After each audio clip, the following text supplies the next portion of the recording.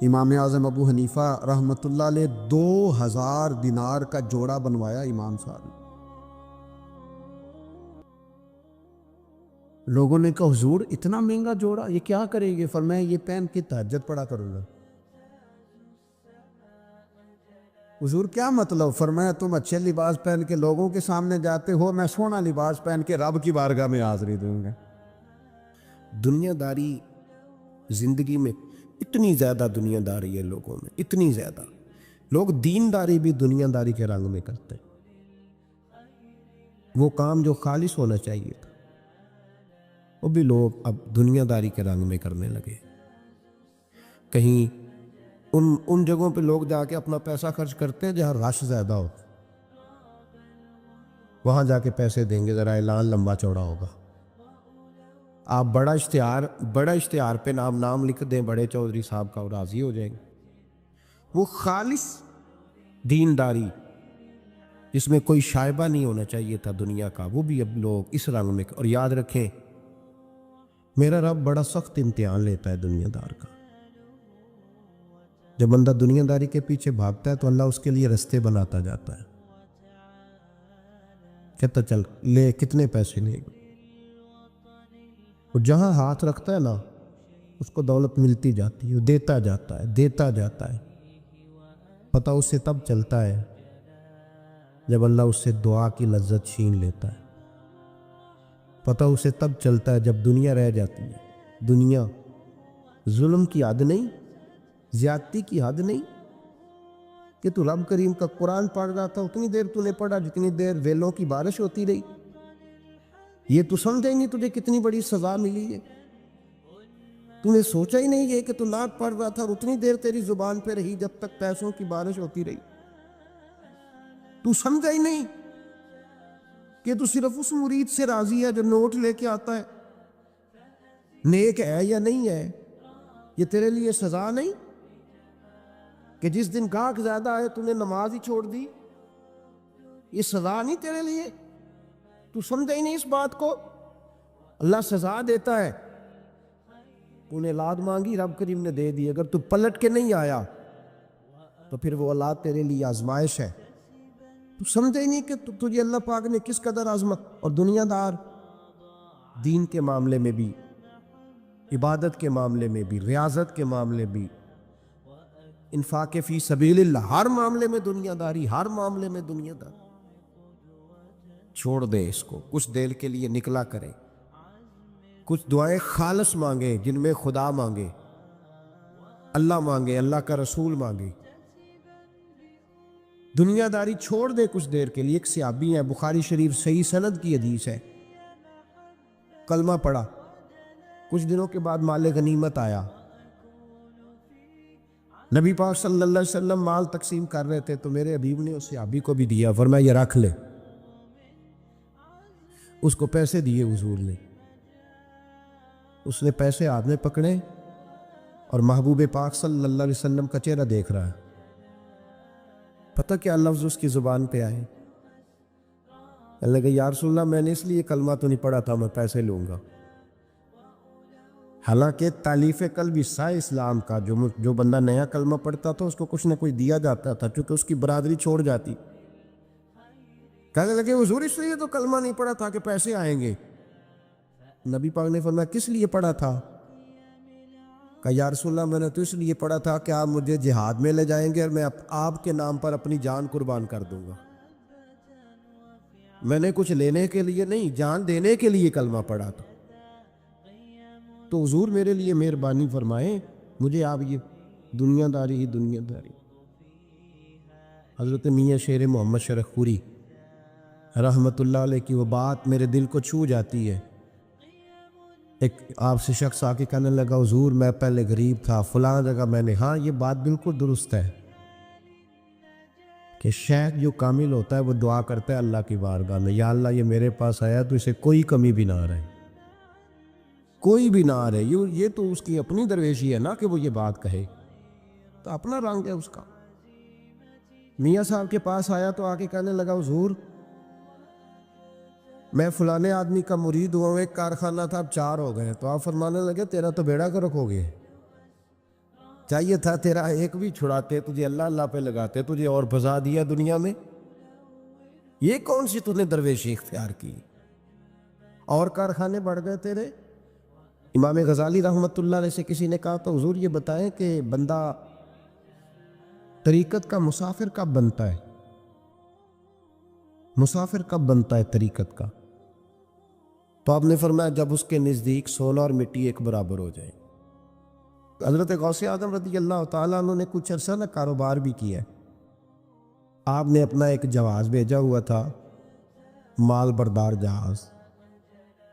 آپ درس دے رہے تھے، بیان کر رہے تھے، کسی کو ابھی خبر مل جائے آ کے کہ تمہارا 10 لاکھ روپیہ ضائع ہو گیا، وہ محفل میں بیٹھے گا کہ بھاگ جائے گا، دوڑے گا، کہے گا جلدی جلدی کرو، پیسے میرے ضائع ہو گئے۔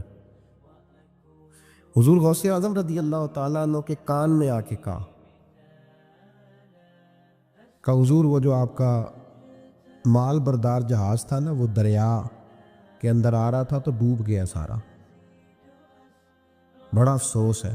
تو آپ فرمانے لگے چپ کر جا، اتنی ضروری بات تھی جو تقریر کے دوران ہی تو نے آ کے بتا دی ہے، ڈوب گیا تو ڈوب جائے، کوئی عرض نہیں، چھوڑ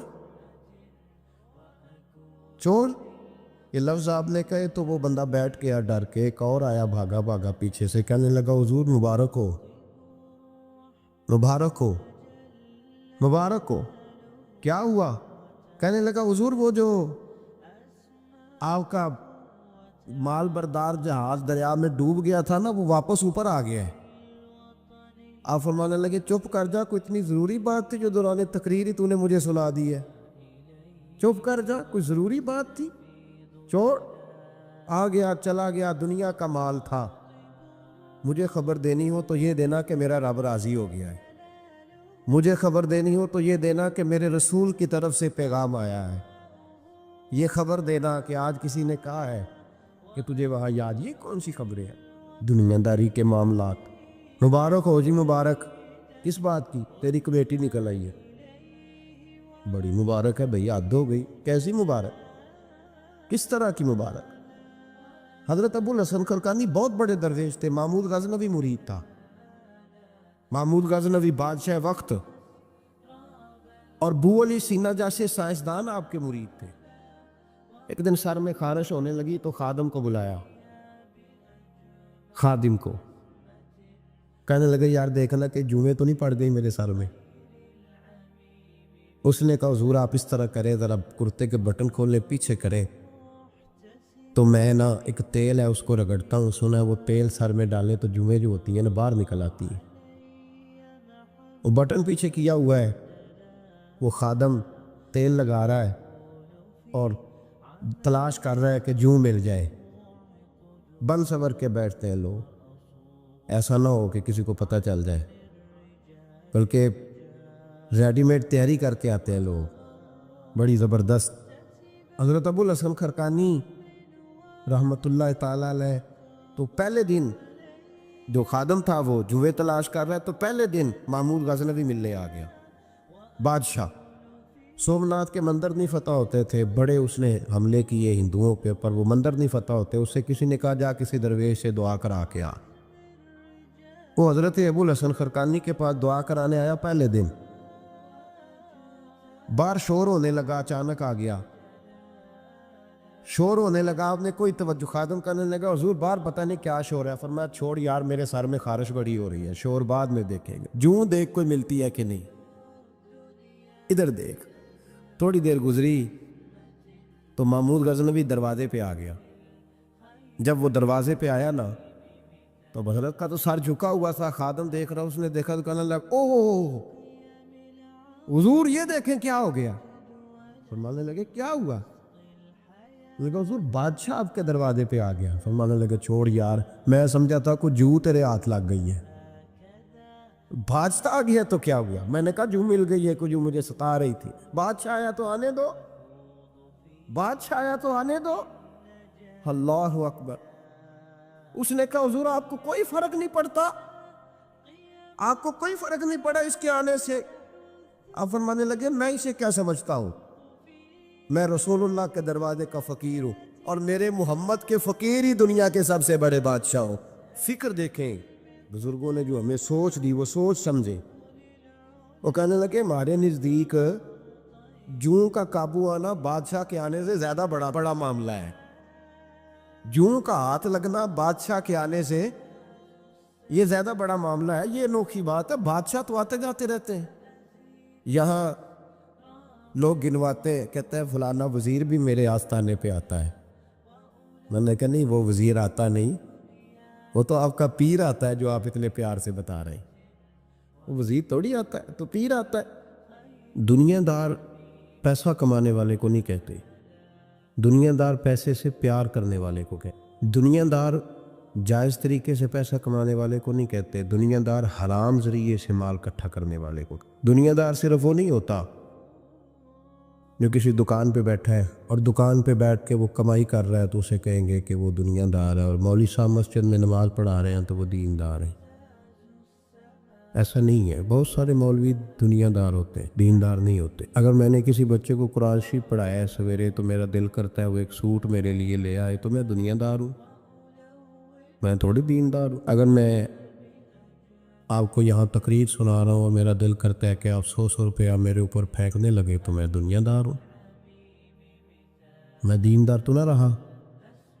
ہم لوگوں نے یہ تصور بنا لیا ہے شاید جو آدمی مسجد آ گیا ہے, داڑھی رکھ لی ہے اور وہ نماز 5 وقت پڑھ لیتا ہے, وہ ہو گیا دیندار, مسجد سے نکل کے جو مرضی کرتا پھرے.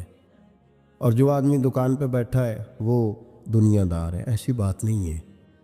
تشریح یاد رکھیں, دنیا دار وہ ہے جو دنیا کے پیچھے لگ کے اللہ رسول سے غافل ہو جائے. اور وہ دنیا دار زیادہ برا نہیں, وہ دنیا دار زیادہ برا نہیں جو دکان پہ بیٹھا ہے صبح سے شام تک پیسے کما رہا ہے. وہ بہت بڑا دنیا دار ہے جو دین کا لبادہ اوڑھ کے دنیا اکٹھی کر رہا ہے. وہ ظالم آدمی ہے, سب سے بڑا دھوکے باز ہے, لبادہ مذہب کا اوڑھا ہوا ہے. میرے نبی پاک علیہ الصلوۃ والسلام نے فرمایا جس نے دین اس لیے سیکھا کہ دنیا کمائے گا. جنت کی خوشبو بندہ بھی جنت سے 500 سال دور ہوگا, یعنی ابھی اسے 500 سال وہ سفر کرے گا تو جائے گا. فرمایا اتنی دور بندہ ہوگا تو جنت کی خوشبو اسے پہلے آنے لگے گی. لیکن جس بندے نے دین اس لیے سیکھا کہ وہ اس سے دنیا اکٹھی کرے گا, اسے تو اللہ جنت کی خوشبو بھی عطا نہیں کرے گا. تو یاد رکھیں دنیا داری بہت سارے نقصانات کی جڑ ہے. پیسے کی طلب, پیسے کا پیار, الہاکم التکاثر حتی زرتم المقابر. اللہ فرماتا ہے تم اتنے دنیا داری کے پیچھے لگے کہ بالآخر قبر تک پہنچ گئے پر تم نے دنیا داری نہیں چھوڑی. دنیا داری دنیا میں محو ہو جانا, خدا کو بھول جانا, ہر وقت 2 کے 4, 4 کے 8 کرنے کے چکر میں رہنا اور غفلت والی زندگی گزارنا, غفلت والی زندگی گزارنا. نماز پڑھتے ہوئے بھی دنیا کی پلاننگ کرنا, نماز پڑھتے ہوئے بھی, ناز سناتے ہوئے بھی پیسوں کی طرف توجہ رکھنا, لوگوں کی جیبوں پہ بھی کو نکلا ہے کہ نہیں نکلا, دائیں بائیں دیکھنا. یہ بہت بڑی دنیا دار, یہ سب سے خطرناک دنیا دار. میرے نبی پاک صلی اللہ علیہ وسلم نے فرمایا دنیا کی حب الدنیا رأست من کل خطیہ. فرمایا دنیا کی محبت ہر گناہ کی, ہر برائی کی جڑ ہے. جب تجھے پیسے سے پیار ہو جاتا ہے, جب تجھے الفت ہوتی ہے مال سے, پھر تو ہر گناہ کرتا ہے. دھوکہ دیتے ہیں لوگ, فراڈ کرتے ہیں, جھوٹ بولتے ہیں, قتل کرتے ہیں. دنیا داری کی وجہ سے لوگ بڑا کچھ کر جاتے ہیں. تو پھر اصل چیز کیا ہوئی؟ دولت کی محبت. میرے نبی پاک صلی اللہ تعالیٰ علیہ وسلم نے دنیا میں رہ کے نکاح کیا. حضور علیہ السلام کے گھر میں ازواج آئیں, حضور نے گھر بنایا. نبی پاک صلی اللہ علیہ وسلم کے پاس بڑے پیسے آئے. ہمارے زمانے میں درویش وہ ہے جو بھوکا ہو, حالانکہ درویش بھوکے کو نہیں کہتے, درویش اس کو کہتے ہیں جس کے پاس کروڑوں روپیہ ہو پر اسے پیسے سے پیار کوئی نہ ہو, اس کو درویش کہتے. دنیا داری اتنی عام ہو گئی ہے ہر حلقے میں. مالدار کا یہ حال ہے کہ کروڑوں روپے ہے پر اس کو سکون نہیں, وہ بیچارہ ہر وقت ٹینشن میں ہے کہ یہ بڑھ کیوں نہیں رہے. یہاں تک لوگ کہتے ہیں لوگ پیسوں سے پیسہ کماتے ہیں, ہم نے کیا کمایا آج تک. وہ الجھاؤ اتنا خطرناک ہو گیا, اتنا خطرناک. لوگ آ کے پیر صاحب سے کہتے ہیں دعا کرے کام چل جائے، تو اللہ کے بندے کے پاس آ کے اس چیز کا سوال کر رہا ہے جو اللہ نے کافر کو بھی دی ہوئی ہے، جو بغیر کلمہ پڑھنے کے اللہ نے کافر کو دے دی ہے، وہ تو بیعت کر کے مرید ہو کے وظیفہ پڑھ کے حاصل کرنا چاہتا ہے۔ پتہ حضور نے مثال کیا دی ہے؟ مثال میرے محبوب کی، اگر آپ مثال کو سمجھیں تو کمال ہو جائے۔ نبی پاک صلی اللہ علیہ وسلم حضرت جابر بن عبداللہ رضی اللہ تعالیٰ عنہ کے گھر سے نکلے تو ایک بکری کا بچہ مرا ہوا پڑا تھا۔ ایک ذبح ہوتا ہے، ایک مر جاتا ہے، مرا ہوا پڑا تھا بکری کا بچہ روڑی کے ڈھیر پہ۔ حضور نے صحابہ کے دلوں میں نقش کرا دی بات، بکری ایک بچہ مرا پڑا تھا تو حضور وہاں رک گئے۔ رک کے میرے محبوب پاک صلی اللہ علیہ وسلم نے فرمایا میرے غلاموں بتاؤ تو صحیح، ادھر آؤ بھائی، ٹھہر جا، تو بھی آ، تو بھی آ، تو بھی آ۔ صحابہ کو بلا لیا، کہاں؟ بکری کا بچہ کیا ہوا تھا؟ اس کو مر گیا تھا، بکری کا بچہ مر گیا۔ حضور نے بلایا، کھڑا کیا، فرمایا یہ بتاؤ اس مرے ہوئے بکری کے بچے کی جو اس کا مالک تھا اس کی نظر میں کیا قدر ہے، کیا قیمت ہے اس کی نظر میں؟ یہاں روڑی کے ڈیر پہ پھر سمجھیے بات کو، مثال کو سمجھیے۔ نبی پاک صلی اللہ علیہ وسلم نے فرمایا یہ مرا ہوا پڑا ہے، یہ مرا ہوا پڑا ہے بکری کا بچہ، یہ تمہارے سامنے ہے، بتاؤ اس کا جو مالک تھا اس کی نظر میں اس کی کیا قدر ہے؟ عرض کی یا رسول اللہ صلی اللہ علیہ وسلم کوئی قدر ہوتی تو بیچارہ روڑی کے ڈھیر پہ ہوتا، کوئی قدر نہیں، صفر ہے۔ کیا انداز ہے، کیا تشبیہ ہے، کیا سمجھانے کا۔ محبوب سمجھایا نہیں کرتے تھے، بات پلا دیا کرتے تھے، نقش ہو جاتی تھی دلوں، نقش کر دی میرے محبوب نے، بات سمجھائی تو نقش کر دی۔ فرمایا میرے غلاموں یہ اس کی کوئی قیمت نہیں تھی تو تب روڑی کے ڈھیر پہ پھینک دیا نا اسے مالک نے۔ فرمایا اگر اللہ کی نظر میں دنیا کے مال کی اتنی بھی قیمت ہوتی جتنی مرے ہوئے بچے کے مالک کی اس کی نظر میں قدر ہے، اتنی بھی قیمت ہوتی، اور پھر بات آگے بڑھائی، فرمایا یہ تو پھر بکری کا بچہ ہے نا، اگر اللہ کی نظر میں دنیا کے مال کی قدر اور قیمت مچھر کے پر کے برابر بھی ہوتی تو خدا کبھی کافر کو ایک گھونٹ پانی کا بھی نہ دیتا کہ تو مجھے مانتا نہیں اور میں تجھے دنیا دوں، میں تجھے دوں۔ فرمایا اگر اس کی نظر میں مچھر کے پر کے برابر بھی ہوتی تو اللہ کبھی ایک گھونٹ پانی کا کافر کو۔ میں کہتا ہوں یار جو چیز اللہ نے نہ ماننے والے کو دی ہے، منکر کو دی ہے، تو اس کے لیے دعائیں کر رہا ہے، جو نہ ماننے والے کو اس نے دے دی تو اس کے پیچھے بھاگ رہا ہے، تو صبح و شام اس کی منصوبہ بندی کر رہا ہے۔ صوفی کے لیے، درویش کے لیے، راہ طریقت کے مسافر کے لیے، مسلمان کے لیے سب سے زیادہ یہ ہے کہ وہ زہر پیتا ہے اگر دنیا کی محبت میں جیتا ہے۔ اگر کسی دنیا دار کو دیکھ کے کسی درویش کا، کسی اللہ والے کا دل مچلتا ہے کہ یہ پیسے میرے پاس ہوتے تو اس شام اسے نماز میں مزہ نہیں آئے گا، گئی اس کی قرآن پاک کی لذت، اس کا درود میں دل کیسے لگے گا؟ تو ساری رات خواب دیکھتا رہا ڈالروں کے، یورو کے، پاؤنڈ کے، کیسے اس کی توجہ آئی؟ اس کو کیا پتا مکے کی لذت کیا ہے، مدینے کا پیار کیا ہے؟ اس کو یہ کیفیات نصیب ہی نہیں ہو سکتی۔ سیدہ عائشہ صدیقہ کہتی ہیں زمانہ سو جاتا اور میرے رسول مصلی بچھا کے کھڑے ہو جاتے، او یار کھیتی باڑی کر کے نہیں، محنت مزدوری کر کے نہیں۔ جناب عائشہ کہتی ہیں میں یہ بھی دیکھتی کہ حضور ایک آیت شروع کرتے تو ساری رات اسی کو پڑھتے، اور میری نظر جاتی تو قدم مبارک پہ ورم آ جاتا۔ یار نماز پڑھ کے، اتنی مشقت کر کے، اتنی جد و جہد کر کے ورم آ گیا، یا رسول اللہ اتنی محنت کیوں کرتے ہو؟ فرمایا افلا اکون عبدا شکورا، کیا میں اپنے رب کا شکر گزار بندہ نہ بنوں؟ صحابہ کا ذوق عبادتوں کا، ریاضتوں کا، تلاوتوں کا، طبیعت ہے ان کی، وہ ایک دوسرے کو، حضرت مولا علی شیر خدا کرم اللہ تعالیٰ وجہ الکریم کے زمانے میں روم کے بادشاہ نے کہا یار یہ مسلمانوں کا پتہ تو کرو، یہ آخر کیوں اتنے زیادہ مجاہد ہیں۔ اس زمانے میں جاسوس بھیجنے کا مزاج تھا، اب تو جاسوس پکڑا جاتا ہے۔ پتہ ہے کیا ہمارا مسئلہ ہے؟ ہم جہاں جاتے ہیں نا وہاں تھوڑی خوشبو سونگنے کی کوشش کرتے ہیں، وہ کیا ہے تو یہ کیا ہے تو ادھر کیا ہے تو تھوڑا سا ادھر کیا ہے۔ میرے رسول پاک پڑھیے درود شریف، سارے پڑھیے ذرا زور سے، صلی اللہ تعالی۔ نبی پاک علیہ السلام نے فرمایا جاسوسی نہ کرنا ورنہ تم بندوں کو خراب کر دو، اور فرمایا اس طرح نہ ہو کہ تم کسی کے اب کھول نہ نکلو تو تمہارے پہلے کھل جائیں۔ یہ جو ذوق ہے نا یہ ختم کریں، چھوڑیں، مطلب آپ کس چکر میں پڑے ہوئے ہیں؟ اتنی زیادہ توجہ کرنے کی کیا ضرورت؟ نے کام سے کام رکھیں، اس میں بندہ تھوڑا سا نا آسان رہتا ہے۔ یہ جو بہت زیادہ ٹٹولنے والے لوگ ہوتے ہیں نا وہ بیچارے پھر عمر ٹٹولتے ہی گزار دیتے ہیں، اس لیے کہ مزاج ہی بہت پکا ہے۔ بوری کا منہ کھول کے اندر تک ہاتھ ڈالنا، تو پھر کئی دفعہ سامنے سے بچھو بھی لڑ جاتا ہے، خرابی ہوتی۔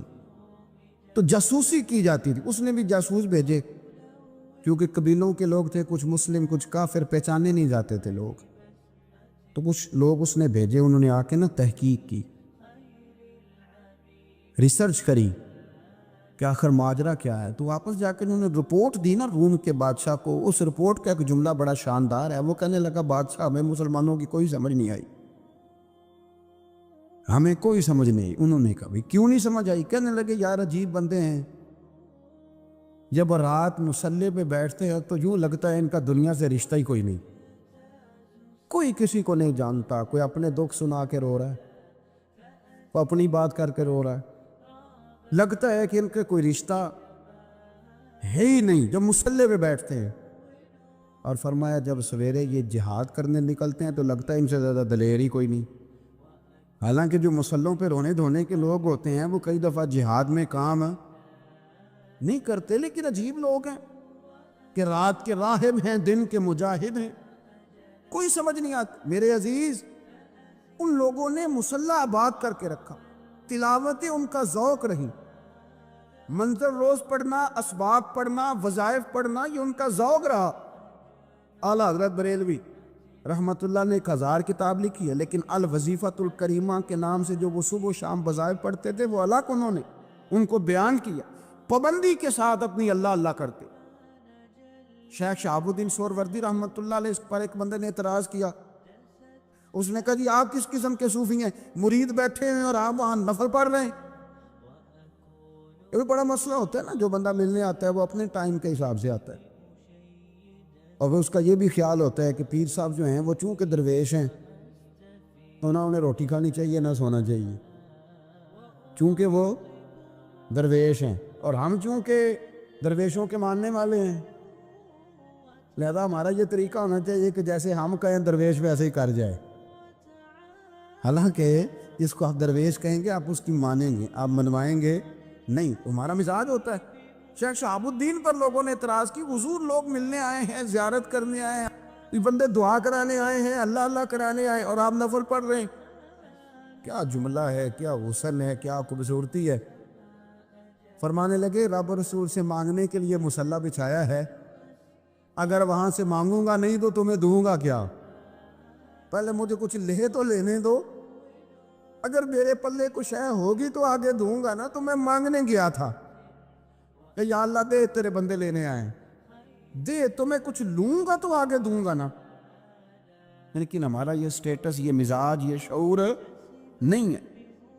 گپیں، کہانیاں، داستانیں، گفتگو، خطابت، واز، کیا بات، لیکن اگر کچھ کرنے کا کام ہو تو وہ نہیں ہم سے ہوتا۔ میرے نبی کریم علیہ السلام نے مصلی سے دل لگانے کا درس دیا، حضور نے توجہ دلائی، صحابہ اس ذوق کے حامل لوگ تھے، وہ کوشش کرتے تھے۔ جناب صدیق اکبر رضی اللہ تعالیٰ عنہ کا عبادت کا مزاج ہمیشہ قائم رہا۔ حضرت عمر فاروق ساری رات اللہ کے حضور کھڑے رہے۔ حضرت عثمان غنی رضی اللہ تعالیٰ عنہ عشاء کی نماز پڑھ کے 2 رکعتوں کی نیت باندھتے تھے، 15 سپارے پہلی رکعت میں پڑھ دیتے اور 15 سپارے قرآن مجید کے دوسری رکعت میں پڑھ دیتے۔ آپ نے نا حضرت عمر فاروق کے وصال کے بعد ان کی ایک بیوہ سے نکاح کیا، حضرت عثمان غنی نے نکاح کیا۔ وہ خاتون آپ کے نکاح میں آئیں تو عرض کرنے لگی امیر المومنین میرے لیے اعزاز تو بہت ہے کہ میں امیر المومنین کی بیوہ تھی تو امیر المومنین کی منکوحہ ہو گئی ہوں، لیکن حضور نہ تو میں جوان ہوں کہ میرے اندر رغبت ہوتی اور نہ میں اب اس قابل ہوں کہ کوئی خدمت کر سکوں، میرے ساتھ نکاح کی وجہ کیا بنی؟ تو عثمان غنی رو پڑے، فرمانے لگے میں نے عمر فاروق کو مسجد میں اپنے رب سے ڈرتے ہوئے دیکھا، میں نے اسے روتے ہوئے دیکھا، عدل کرتے دیکھا ہے، انصاف کرتے دیکھا، امت کی خیر خواہی کرتے دیکھا۔ تمہارے ساتھ نکاح اس لیے کیا ہے کہ تم مجھے یہ بتاؤ کہ عمر فاروق گھر کے اندر اپنے رب کو کیسے راضی کرتے، گھر کے اندر کیسے راضی کرتے تھے، وہ طریقے بتلاؤ، تم بتاتی جانا اور میں بھی اسی طرح گھر میں عبادت کروں۔ میرے رسول کریم علیہ السلام نے ارشاد فرمایا، حضور فرمانے لگے جس گھر میں اللہ کا ذکر ہوتا ہے وہ گھر زندوں کا ہے، اور جس گھر میں رب کریم کا ذکر نہیں ہوتا وہ گھر زندوں کا نہیں ہے۔ گھر نا ہم نا کتابوں میں پڑھتے ہیں کہ ایک بزرگ کہتے ہیں، حضرت فضیل بن ایاز کہتے ہیں کہ میں ایک گلی سے گزر رہا تھا تو گھر کے اندر کسی قاری صاحب نے قرآن کی آیت پڑھ دی، ولی من خاف مقام ربہ جنتان، میں تے میرے کانوں سے ٹکرائی تو اللہ نے میری کایا ہی پلٹ دی، میں توبہ کر گیا۔ اب گھر کے اندر سے آواز آئے تو صحیح نہ تلاوت کی، پر اندر سے آواز آتی نہیں ہے، ڈیک بجنے کی آواز آتی ہے یا ٹی وی چلنے کی آواز آتی ہے یا دھوم مچانے کی آواز آتی ہے۔ عبادت کا وہ جو خاص شوق تھا، وہ جو حسن تھا، وہ جو توانائی تھی، وہ جو بات تھی۔ ایک جگہ پہ ہم بیٹھے تھے تو وہاں ایک صاحب آئے اور انہوں نے آتے ہی کہا کہ مہربانی کریں ذرا مجھے مصلی دے دیں، میرے میں کچھ نفل رہ گئے۔ تو میں نے وضو کر لیا تو کوئی مصلی مل جائے، مصلی انہیں دے دیا گیا، وہ مصلی لے کے چلے گئے تو پیچھے ایک صاحب نے تبصرہ کیا، کہنے نے کتنا ریاکار بندہ ہے، لوگوں کو دکھا رہا ہے کہ میں نفل پڑھتا ہوں، ہے کوئی بات کرنے والی؟ میں نے اسے کہا، میں نے کہا تو مہربانی کرنا، اس طرح کی ریاکاری تو بھی کر، پکڑ مصلی اور جا تو بھی تھوڑی ریاکاری کر کے آ، اٹھ ذرا شکر کر، کوئی یہ ریاکار بھی ملا ہے، کوئی نفل پڑھ کے ریاکاری کر رہا ہے۔ اللہ کا میں کہتا ہوں کو پڑھے تو صحیح نہ یار، یہ کوئی دور ہے نفل پڑھنے کا؟ اس میں تو لوگوں کا مزاج ہی نہیں، طبیعت ہی نہیں۔ میں نے کہا چل مہربانی کر یہ لے مصلی اور تو بھی جا تھوڑی سی، یا کاریا ریاکاری کرو تو صحیح نا، مزاج ہی نہیں، ذوق۔ جمعے کی نماز پڑھ کے یوں دنیا بھاگتی ہے، او ہو پتہ نہیں کون سی پیچھے آگ تھی جو بجھائی جائے گی، اور آج تک لوگ مسئلہ پوچھ رہے ہیں کہ جمعے کی بعد والی سنتیں کتنی ہوتی ہیں۔ میں نے کہا کتنے سال ہو گئے جمعہ پڑھتے، کتنے سال ہو گئے، ابھی تک سنتوں کا نہیں پتہ، ابھی تک نے علم کے پہلے کتنی رکھتے ہیں اور بعد میں کتنی رکھتے ہیں۔ فجر کی سنتیں کب پڑھنی چاہیے، سنو فجر کی سنتوں کے بارے میں۔ میرے رسول کریم سید عالم صلی اللہ تعالیٰ علیہ وسلم سے ایک صحابی نے پوچھا تھا، حضور میری فجر کی سنتیں رہ گئیں یا رہ جاتی ہیں تو حکم کیا ہے؟ کیا انداز ہے حضور کا؟ بخاری مسلم کے لفظ سنو، حضور سید عالم صلی اللہ علیہ وسلم فرمانے لگے، اس نے کیا پوچھا تھا، حضور جواب کیا دیتے ہیں؟ فرمایا فجر کی سنتیں کبھی نہ چھوڑنا، فجر کی پہلی 2 سنتیں کبھی نہ چھوڑنا۔ یا رسول اللہ صلی اللہ تعالیٰ علیہ وسلم میری رہ گئی ہیں، رہ جاتی ہیں۔ فرمایا فجر کی 2 سنتیں نہ چھوڑنا، فرمایا فجر کی پہلی 2 سنتیں مجھے دنیا اور دنیا کے اندر جو کچھ ہے وہ سب سے زیادہ پیاری ہے۔ فجر کی 2 سنتیں دنیا اور دنیا میں جو کچھ ہیں مجھے وہ سب سے زیادہ پیاری ہیں، اس لیے فجر کی سنتیں نہ چھوڑنا۔ اپنا ذوق، اپنی طبیعت، ہم نے نا ذوق غلط بنا لیا۔ اگر 20 بندے کہہ بھی دیں گے تو نے بڑی شاندار تلاوت کیا تو کیا اس سے بنے گا؟ 100 بندہ کہہ بھی دے تیری کیا بات ہے، کیا بات ہے نعت خاں کی، کیا بات ہے علامہ صاحب کی، پیر صاحب کی، پیر مہر علی شاہ صاحب رحمۃ اللہ علیہ۔ آپ تشریف فرما تھے تو آپ کے ایک ہی بیٹے بابو جی جن کو کہا جاتا ہے، جس دن صاحبزادے پیدا ہوئے تو خادم نہ وہاں سے نکلا۔ ان لوگوں کے شوق اور طرح کے تھے نا، تو ان کی توجہ بھی اپنے شوق کی طرف رہتی، تو خادم نکلا اندر سے، پیر صاحب مبارک ہو، پیر صاحب مبارک ہو، پیر صاحب مبارک ہو، پیر صاحب۔ مبارک، وہ شور کر رہا ہے تو پیر صاحب کو وجد ہو گیا، اللہ اکبر اللہ اکبر اللہ، وہ کیا ہوا، کس بات کی مبارک دے رہے ہو؟ عرض کی حضور اللہ نے بیٹا دیا ہے۔ تو آپ فرمانے لگے اچھا حضور آپ کیا ہوا، آپ تو پریشان ہو گئے۔ فرمانے لگے جب تو نے 3 دفعہ کہا ہے نا مہر علی کو مبارک ہو، تو میں سمجھا تھا شاید تجھے کسی نے بتا دیا ہے کہ مہر علی سے اللہ راضی ہوگی۔ میں سمجھا تھا کہ شاید تو یہ خبر لے کے آیا ہے کہ کسی نے بتایا ہے کہ مجھے آج خبر ملی ہے کہ مہر علی سے رب اچھا پتر ہوا ہے، الحمدللہ اللہ کا شکر ہے، پر میرے لیے مبارک کا دن وہ ہوگا جب میرا رب کہے گا کہ میں مہر علی سے راضی، میرے محبوب کہیں گے کہ میں مہر علی سے آپ بات کو سمجھی۔ شوق ہی کسی اور طرف تھا، دل ہی کہیں اور لگا ہوا تھا، طبیعت ہی کہیں اور مائل تھی۔ کوئی وظیفہ پوچھتے تھے تو پڑھتے تھے وہ لوگ، کچھ اللہ اللہ انہیں بتائی جاتی تھی تو کرنے کا ذوق رکھتے تھے، طبیعت تھی، قائل تھے۔